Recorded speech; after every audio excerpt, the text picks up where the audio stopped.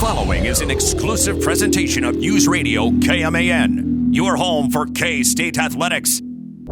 It's game time. This is The Game on News Radio KMAN.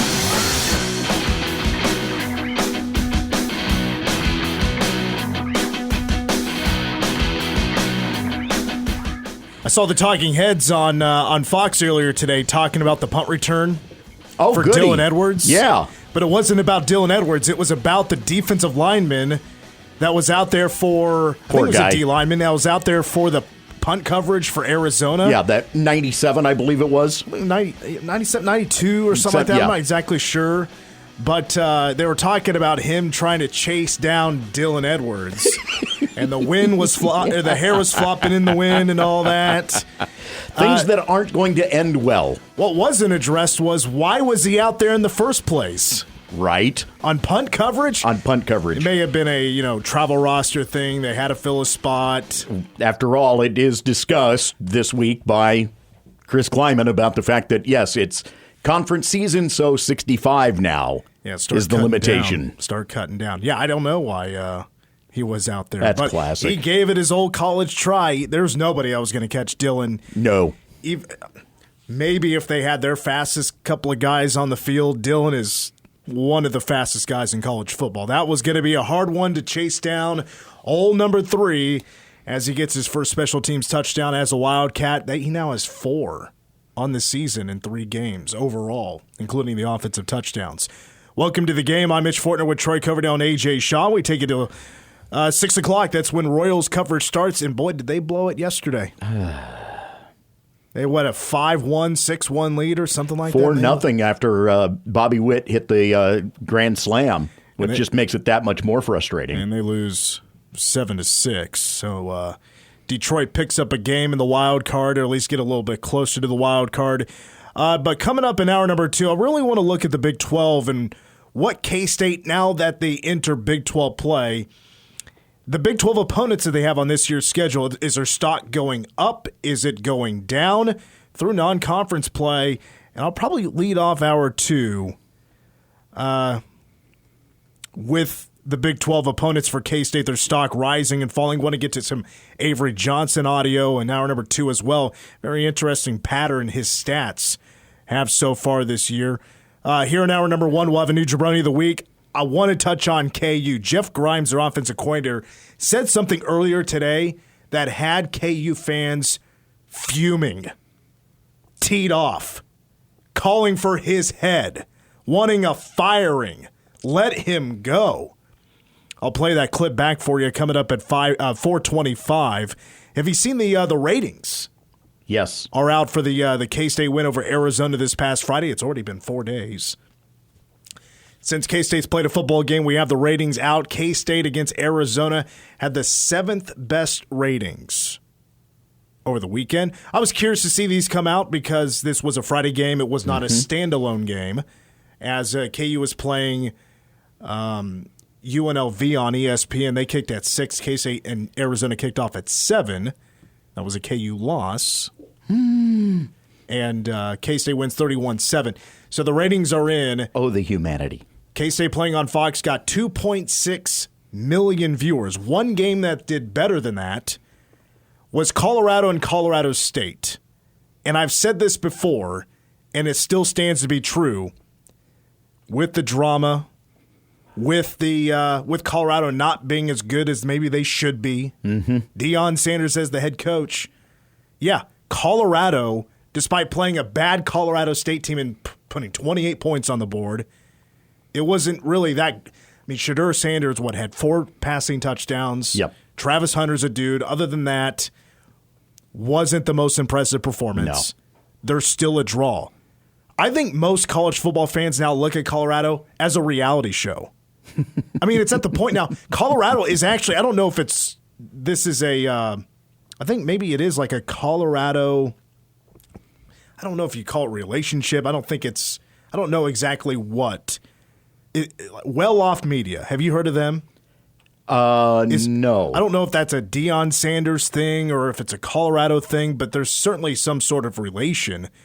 It has nearly 500,000 subscribers. And every so often, I mean, this is probably every day or two, they're releasing a video, and it's like either behind the scenes or it's like a Last Chance U type of coverage where you see the plays, you'll have the play-by-play over the top of it, then you're getting a lot of stuff from the sideline featuring Colorado. And it featured the Shadur Sanders. Who's the quarterback for Colorado State? Nickel, what is it? Yeah, I don't know, but apparently the kid who we offered $6 million to, apparently $600,000. Oh, sorry. Okay, $6 million. God dang. I'm being sarcastic, but yeah, we don't even offer basketball players that much. But they showed in one of their videos Shadur Sanders like not shaking hands with the other quarterback. Yeah, because there's a lot of trash talk, I guess, back and forth before the game. And Shadur's like, no, I'm not shaking your hand. And they featured that in one of their videos. Oh, of course they did. So you're getting a pretty in-depth, behind-the-scenes look at Colorado football with these series of videos. And it's like a reality show. And people are tuning in for it. I mean, to me, that's not a bad thing for the Big 12. True. We just have to accept the fact that right now that is the biggest draw for the Big 12. Colorado. Now, with the Utah-Oklahoma State game, which somehow is not big noon kickoff. Instead, they went with Ohio State and Marshall. And Marshall has like the worst quarterback in college football right now. Oh, boy. No, it's not Jalen Daniels. I think it is this kid from Marshall, even though Jalen Daniels, he has one of the worst efficiency ratings in college football right now. It's really bad. Now, Colorado's a huge draw. Instead, it's going to be your Utah and Oklahoma State. They're kicking off at, 3 o'clock? Is that right, on Saturday or something like that? I believe that's right, yeah. So they get the middle draw. They don't even get prime time. They don't get the big noon kickoff. They're middle of the pack, I guess, in the TV selection. Other games, actually the highest rating, Georgia. Boy, did they draw. They had an ABC game against Kentucky. They won 13-12, and that's 6.6 million viewers. Yeah. Yeah, welcome to the SEC. Yeah, it is what it is. SEC was the top four. Alabama, 5 million, beating Wisconsin. LSU, South Carolina, which was a great finish. It was a pretty entertaining game if you watched it. I just watched the end of it because it looked like it was going to go to overtime. Right. LSU makes the big comeback, and that got 5 million viewers. And then, I'm sorry, Florida, but you don't deserve these ratings. 4.8 million for that loss to Texas A&M, just brutal. And Billy Napier's about out, by the way. Well, and on top of that, I really question some of the methodology on that, because that game wound up being split into two different parts because of the weather. So I'm not sure how you judge what the ratings really were for that ball game because of that fact. One game I didn't mention was Oregon State. Beat K-State, Arizona in the ratings by 200,000. Well, Saturday afternoon, that was rivalry on straight game. Fox. Yeah, rivalry game. Oregon, could they bounce back? Because I think I mentioned this on Power Kick Game Day. I thought Oregon might have been a upset candidate, but Oregon State did not show up in the second half. No. Oregon scored pretty quickly there a couple of times. They made it a blowout in that first half. But kind of a point I wanted to get to here, with 2.6 million people tuning in for K-State Arizona on a Friday. Again, night. You don't know. That's the first showcase for Fox on a Friday night, how that would go. Not a standalone game. To me, that's actually pretty decent. Mm-hmm. I would have hoped actually for a little bit more with it being a top 25 game. But other than, Iowa State being Iowa, what an early statement that was for K-State. Now that you look back at it, you beat Arizona 31-7. They're a top 25 team. They have the best wide receiver in college football. Mm-hmm. Also, another storyline was Noah Fafita along with Teteroa McMillan. Boy, did they have a lot of dollar signs coming at them to transfer. Right. I'm sure a lot of tampering was taking place, and they stay home. This is supposed to be a very good Arizona team, and K-State took care of business after that first drive. Took care of business. That has to be a major statement in the Big 12. I've got to say this, though, as someone who was just watching updates from afar as everything developed. Credit to Arizona for coming out with that game plan and recognizing up front that one of the best ways to try to stifle not just K-State and what they could accomplish offensively, but to also quiet the crowd was to put together a lengthy drive on the first drive of the night. That's a interesting point because it did really hush the crowd. Yeah. Yeah. K-State crowd, if it wasn't for K-State responding right away, and I say right away, they went on their own drive. They had to convert a big fourth down on that before they moved the chains for the first time in the game. If it wasn't for that, you probably have a nervous crowd. Sure. You're probably thinking, oh, gosh, here we go again. The offense is having a slow start. We're not looking better yet. I'm nervous. By the way, this is a much more difficult opponent in the house other than Tulane and UT Martin. This is a much more difficult opponent. That first drive for the K-State offense set a pretty major tone that had to happen. Absolutely, because otherwise you're looking at Arizona getting the ball back, preparing to go on another lengthy drive like that, and completely sap the energy from the stadium if possible. That was smart game planning right there on their part. Nope. Instead, K-State gets the first stop of the game. Dylan Edwards with the punt return for a touchdown. You had an interception around there as well. There was a lot of good moments there where they kept the crowd really into it, where it got super loud on third downs. Chris Kleiman addressed that. I think maybe some of the players did as well, that Chris Kleiman said it was the loudest he had heard Bill Snyder Family Stadium.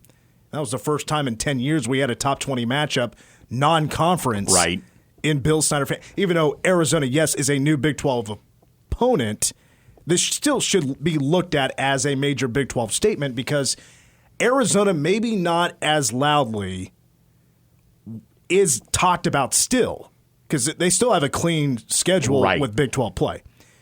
Should still be looked at as a candidate for the Big 12 championship game.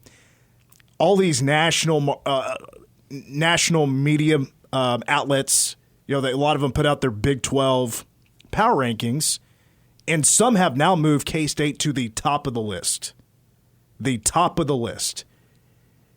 Because of a blowout against Arizona. Well, and let's factor in also that for a good part of that ball game in Logan, Utah State was competitive with Utah. Keep in mind, though, Cam Rising did not play. Valid point. He should be back for Oklahoma State, but nobody had a game like that yet, where it's a quality opponent and one team just absolutely waxes the other.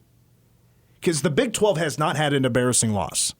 That has not happened. That's a very good thing for the conference. I mean, heck, the only other blowout I think you can mention, unless I'm forgetting one, that was like a statement at the time, was Arizona State beating Mississippi State. But Mississippi State just got handled by Toledo. So, have your own opinion about what that does for Arizona State, what you think about Toledo or whatever. Mississippi State's probably a pretty bad football team. Yes. They're not any good. However, I will say I'm pretty high right now in Arizona State. They've looked pretty good through 3 games, and I'll touch more on that in 5-10 because I've been pretty impressed with Arizona State, especially on offense and defense. Actually, they're doing a really solid job on both sides of the ball. But nobody had done what K-State had done yet. Right. Other than, you can argue, for Iowa State. Going up to Iowa City and beating the Hawkeyes on their home field there at Kinnick with a comeback win. They had a much better second half. Though, I have to ask, how much stock are you going to put into that game yet? Because 2 years ago, Iowa State does the same thing. They beat Iowa in Kinnick, and then they just go on to win one game in Big 12 play. I mean, just an absolute – it was kind of a Nebraska situation where they just kept losing games by one possession, right. Yeah. And then you completely forget about how big of a win that was at Kinnick Stadium. That was 2 years ago. Right. That was probably a more talented team than what Iowa State has this year. So I am not – crazy invested in that win for Iowa State just yet. I can't remember who they have this. Oh, they have Arkansas State. So they just had a bye week. So, I mean, impress me against Arkansas State. And then we're talking, okay, maybe Iowa State is a much better team. But Arizona should still be considered a team to contend for a Big 12 championship game. They probably need more of an impact outside of the names of Conley, McMillan, and Fafita. They probably need some more guys to step up. Defensively, I still have some questions, but they still have plenty of talent that they can make a run. And I think they have a schedule, other than having to play Utah here soon, I believe, or is it BYU? One of them they're going to play here soon. I think they have a favorable schedule. They can go make a run. But at the top, I don't think you've seen much movement other than K-State in that statement win. They have really moved to the top of the list for a lot of people.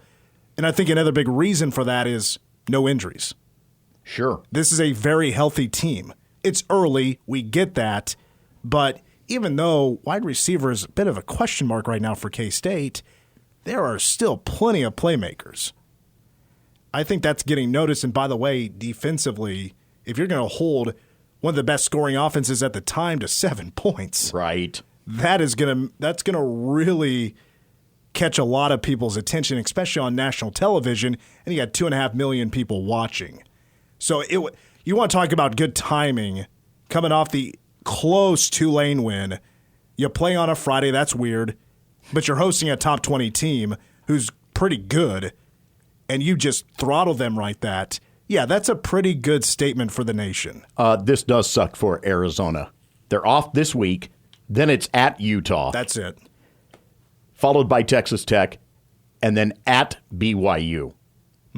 So they got both of them. But I think they avoid Oklahoma State. They do. I think they avoid KU. They do. But KU's not the same. So Yep. They've got to trek all the way out to UCF. That will be a really good game. That'll be really good. It's probably going to be a shootout.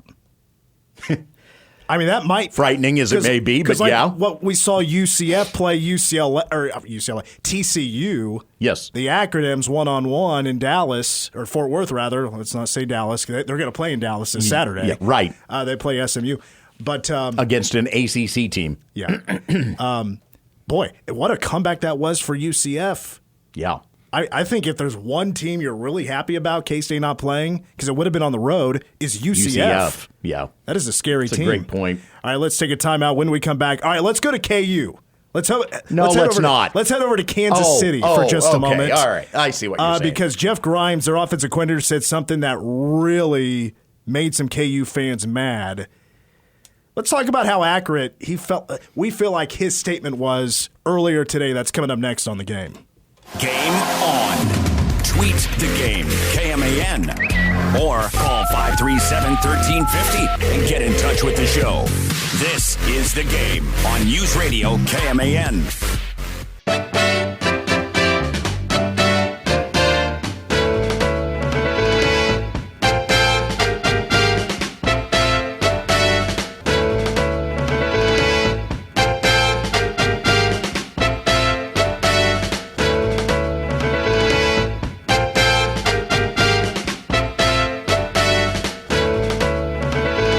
Recognize this. What is this? 25 or 6 to 4 to Chicago. Oh, yeah. Back on The Game, Mitch Fortner, Troy Coverdale, and A.J. Shaw. Cats at BYU on Saturday, and it's a late one.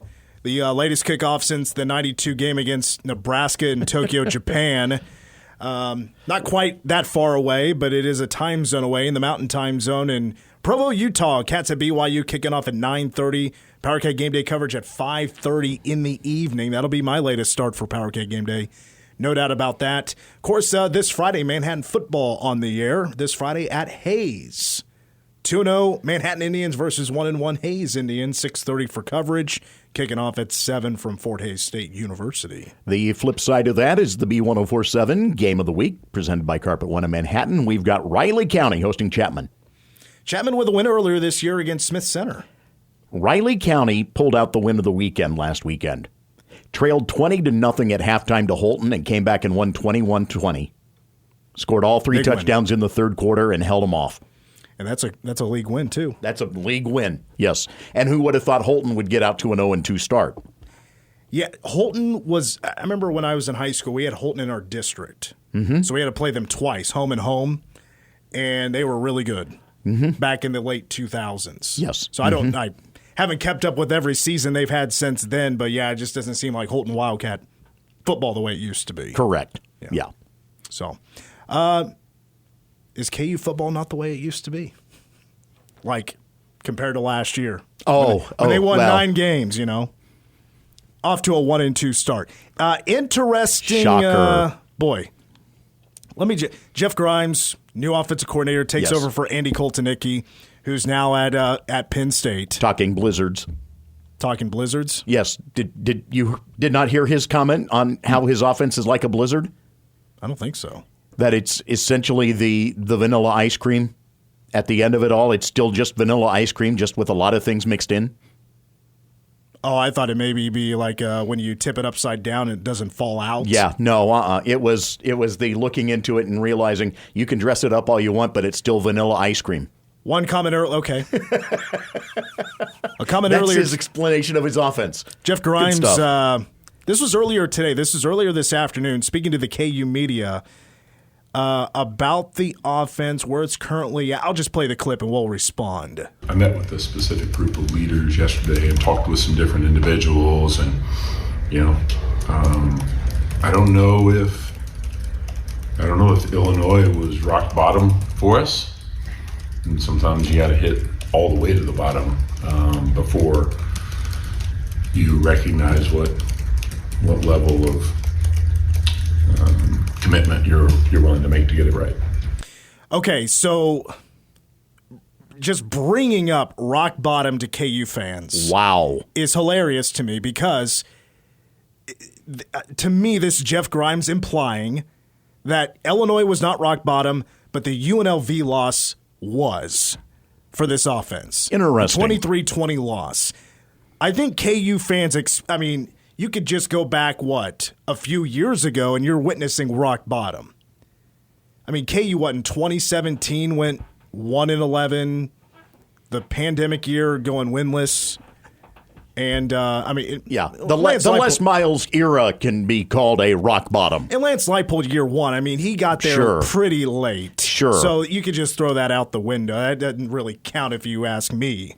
He didn't get to recruit his guys, took over a mess, and it was a mess of a season, but then quickly responds and they're, better a couple of years later. And now KU's 1-2. The offense has been abysmal in the last 2 second halves they've played against Illinois and against UNLV after good starts.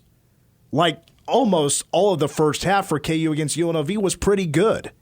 Like Jalen Daniels was playing good football and then interception. And after the interception, things unraveled. And it's been back-to-back weeks where it's towards the end of the first half. Time is running out. KU wants to go get a score. Jalen's throwing it and throws a terrible pass. Mm-hmm. Not a smart move, and both lead to touchdowns. For Illinois, it was a pick 6. For UNLV, and I don't know if you saw the highlight, that was a touchdown. That should have never happened. Mm-hmm. It was a mess. Terrible clock management. Mm-hmm. And then as time is winding down, they get the wheel route, easy touchdown. Right. Like, how the hell does that happen? It was like a cartoon at times for KU to get the ball to bounce their way. One was on that play. It was just an absolute mess. And then the other one is where there's that fumble, and it's being kicked around the yard by everybody for KU. Well, that's appropriate for where they were playing. Okay. The soccer field. Yeah, that's good. Thank you. That's good. Mm-hmm. It's getting kicked around, fumbled around. Nobody can pick it up, and then it just rolls right into a Rebel's hand, and they recover it and go score some points. Right. At some point, guys, stop thinking that you are going to go for the fumble recovery and take it for the score. KU fans were so furious today about that comment because I think it's for a couple of reasons. One, yes, they're not happy about the offense. It's not bad, or it's bad, but they are pretty furious with Jeff Grimes because if there is a common denominator about what is new with the offense, right? Mm-hmm. Look at the wide receivers. Their top 3 guys are back. They're seniors. They're older guys. They have been around this program for a while, and they're all pretty good. With Skinner and Arnold and Grimm, like they're all good. They had over 500 yards receiving last year. All of them did. They combined for 14 touchdowns. Well, that shouldn't be an issue. I know Mason Fairchild has moved on, but tight end shouldn't be an issue. Okay, the offensive line, they have a couple of new pieces there. Is that the issue? No. Jalen Daniels, his pass protection has been the 14th best in college football right now. That's pretty good. So that's not the issue. So it's probably a couple of things. And KU fans have been upset by both of them. Jeff Grimes is not Andy Koltenicki. If there's anything that has hit rock bottom, it's been the creativeness of the offense and the execution from Jalen Daniels. That's where your issues are. And KU has a major offensive issue. It is because of the offense that they are 1-2, not 2-1 or 3-0. First of all, I am a firm believer that their number one issue with their offense is Jalen Daniels. Because of the fact that his mindset has become such where he is out to prove something, given what took place especially last year and his inability to be able to answer the bell and play. The injury cost him, and he feels that he's got to vindicate himself this year, is the way I read it. And that means that at times he's going to, even worse than he was before, try to make plays that he doesn't have the ability to truly make. He's not going to make you the great play. Take a look at those pick sixes. Those are just simple reads that he's not getting, where a guy swoops in at the last and is able to take that away. A good read, and you would notice that that defender is sneaking off and looking for the opportunity. Each of those that I have seen has been a case where he threw that into a coverage that baited him into throwing it. So I think Jalen Daniels is a big part of this right now. But Jeff Grimes was not imaginative at Baylor. Well, it was already a suspect hire anyway because of his relation, his tie, of course, to Baylor during that whole thing with Art Briles and all that, right? Not only that, but he was the OC for 3 years, under Aranda. That too, yeah. That first year, great. But that was because they were playing with other recruits. It's the same as what Aranda's defense has done. Tailed off. And then he winds up at Kansas. Okay, my bad. He was not a part of the whole... Okay. I had my OCs mixed up. But the fact of the matter is 21, 22, 23. What did Baylor's offense do? Stink. Exactly. 1 year that they played well. Right. The first year for Aranda. And in this case, Grimes. Since then, what have they done for you offensively? That's why he was on the market. That's why he was available to go to Kansas. So I don't know why anybody would be all that surprised that this offense is struggling. His offense struggled at Baylor. It wasn't good. So why would you expect that it'd be any different even if your quarterback is named Jalen Daniels? It's got to be salt in the wound where you watch, as a KU fan, the debut of Andy Koltenicki, Penn State at West Virginia, and you have the broadcast just drooling over the creativeness, over the risk-taking, and it's the success rate of the Penn State offense when they made a statement against West Virginia and really put West Virginia in its place. But let's remember, even with all of that creativity last year, what was the best thing that KU did against K-State and put K-State on its heels defensively in that matchup? They ran the option. K-State's defense struggled throughout the first half defending the option. At halftime, it switched, and KU stopped running the option. Even last year with Andy Koltenicki being imaginative, they stopped what was succeeding at halftime. What is that adjustment about? And is that more of a Lance Leipold adjustment that's playing in? I'm curious about. I just find it interesting that halves that it's at halftime that this team loses any semblance of its momentum. I have some numbers here on Jalen Daniels and him passing the football. Right now, just 54.9% pass completion. That's worse than the Big 12.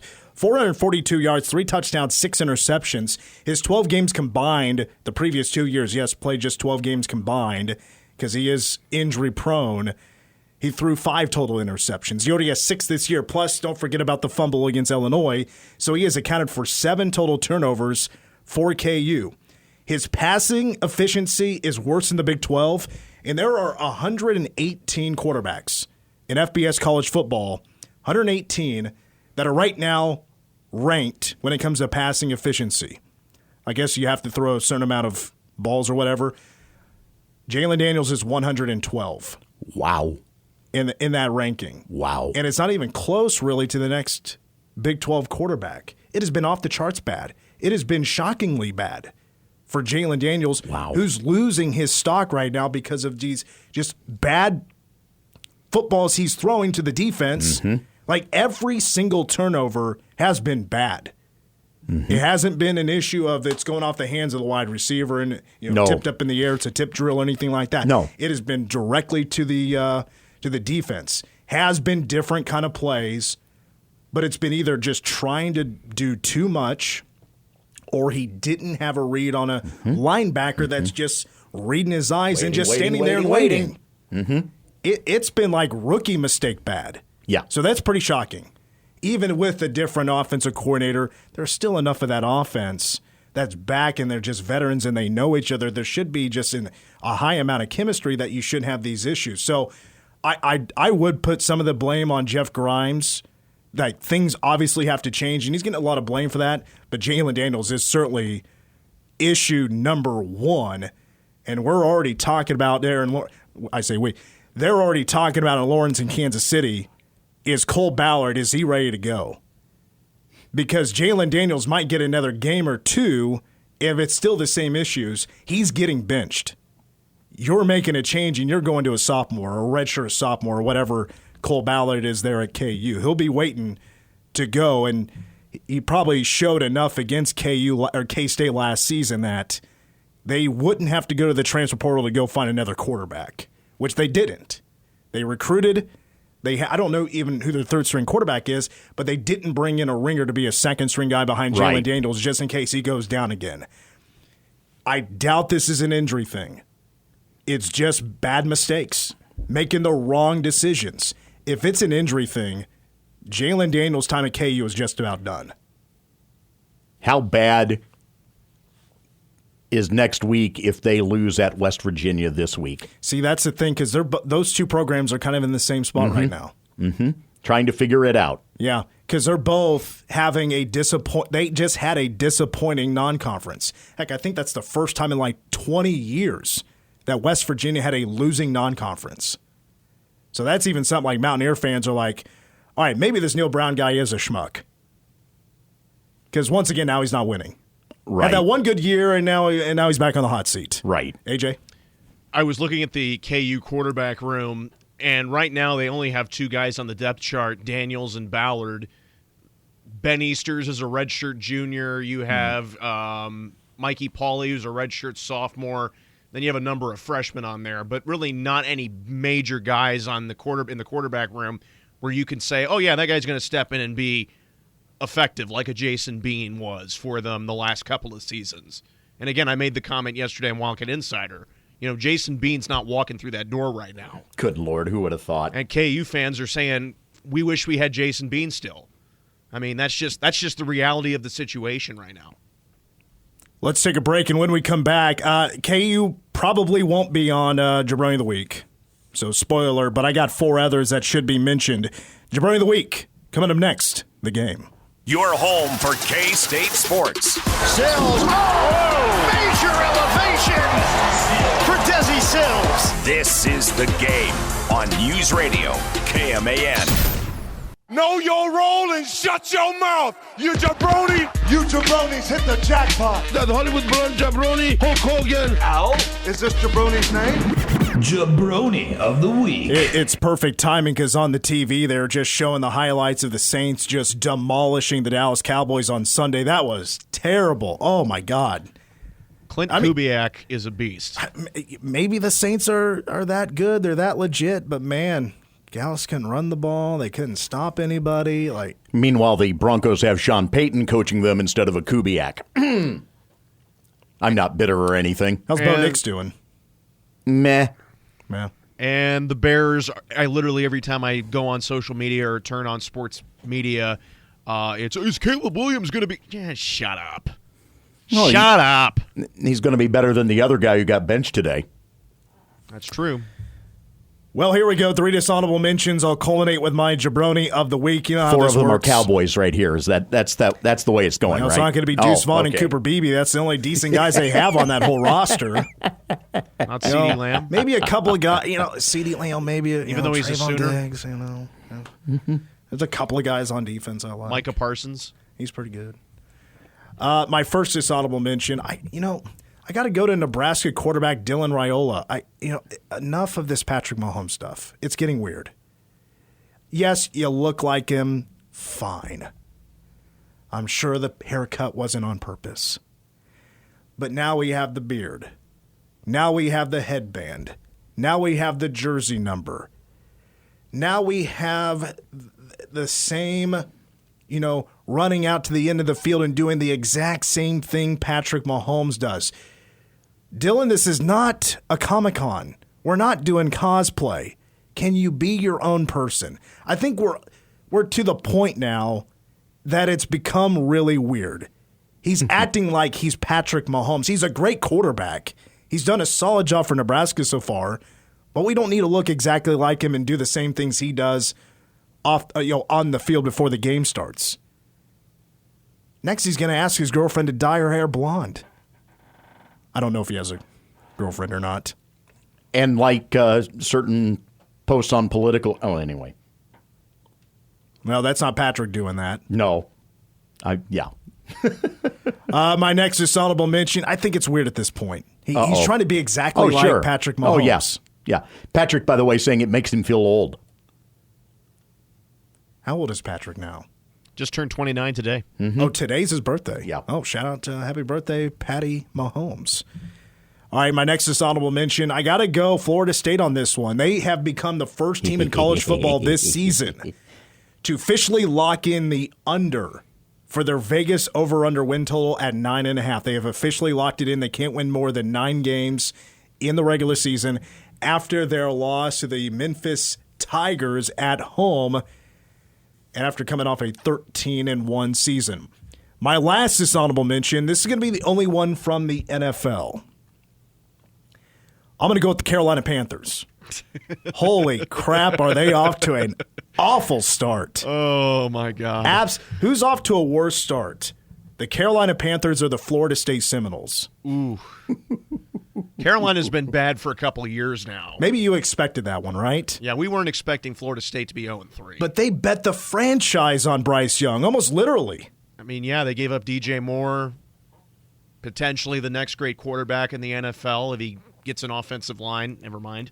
I mean, how are you feeling about that trade so far? Because it was with the Bears for the first pick. It definitely is making the Bears look a lot better as an organization than they really are.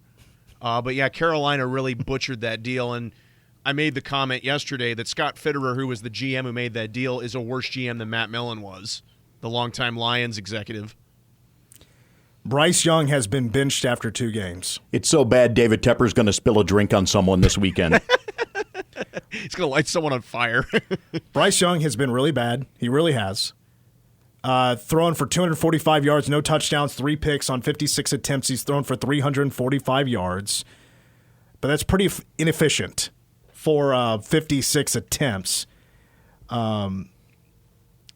This last game, 18 of 26 for, it doesn't say the yardage here, but those 26 attempts, 84 yards on those 26 attempts. That's really bad. Mm-hmm. That's really bad. As a matter of fact, he has the most completions in NFL history without gaining 100 yards. He has set that new record. He's got no chance, man. So now they're going to go to Andy Dalton. Former Bear. Former Cowboy. Former Bengal. Yep. Mm-hmm. Former TCU Horned Frog. Yeah. All right.